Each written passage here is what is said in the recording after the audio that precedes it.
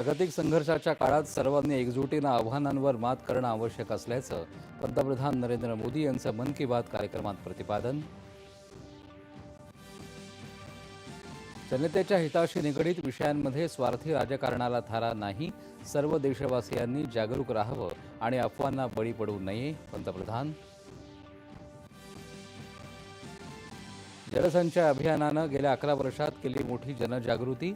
जलसंधारणाच्या संकल्पाची नव्यानं उजळणी करण्याचा निर्धार पंतप्रधानांनी केला व्यक्त. केरळम आणि आसाममध्ये विधानसभा निवडणुकांच्या प्रचाराला वेग.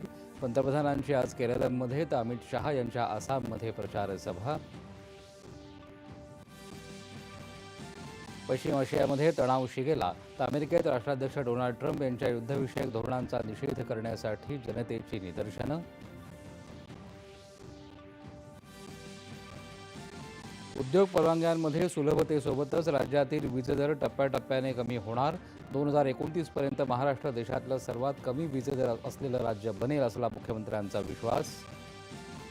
मुंडूवदा अशोक खरात यांच्या पोलीस कोठडीमध्ये 1 एप्रिलपर्यंत वाढ करण्याचं नाशिक जिल्हा सत्र न्यायालयाचे निर्देश.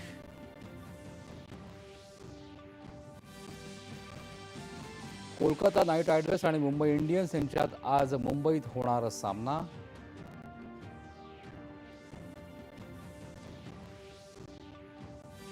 आणि राज्यात मराठवाडा पश्चिम विदर्भासह काही भागात येत्या 6 दिवसांमध्ये मेघगर्जनेसह वादळी पावसाची शक्यता. हवामानाच्या स्थितीनुसार शेतीच्या कामाचं नियोजन करण्याचा कृषी विभागाचा सल्ला. नमस्कार.